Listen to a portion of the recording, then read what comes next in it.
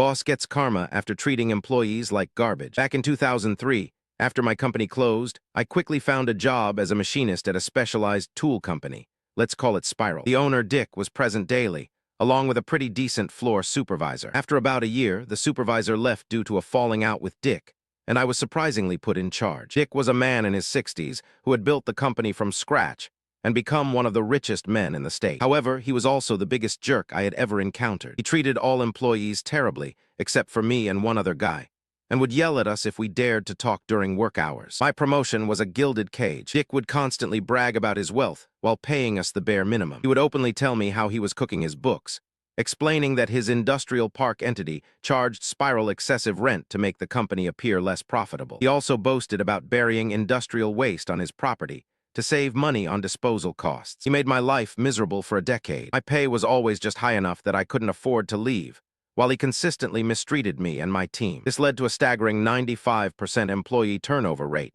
Temp agencies even stopped sending us people. I strategically expanded my responsibilities until I convinced Dick to officially name me plant manager. This was a game changer, giving me valuable experience and a title without a college degree. I began searching for a new job, and after 6 months, I found one with significantly higher pay and benefits, something Spiral lacked entirely. Knowing that Dick would likely fire me immediately upon receiving my 2 weeks' notice, and at the insistence of my new employer, I agreed to give notice, but I had other plans. On my last day, I sat at my desk and emailed the heads of OSHA and the state's EPA office, individuals I had come to know quite well. I detailed all of Dick's disclosed violations. I also emailed the state's attorney regarding the fraudulent bookkeeping. Then I left my keys on my desk with a simple note: I quit. While I never learned the outcome of the state attorney's investigation, my contact at OSHA informed me that Spiral received $150,000 in fines for willful violations. The EPA dug up half of Dick's property before he confessed to burying the waste. Last I heard, he was in jail.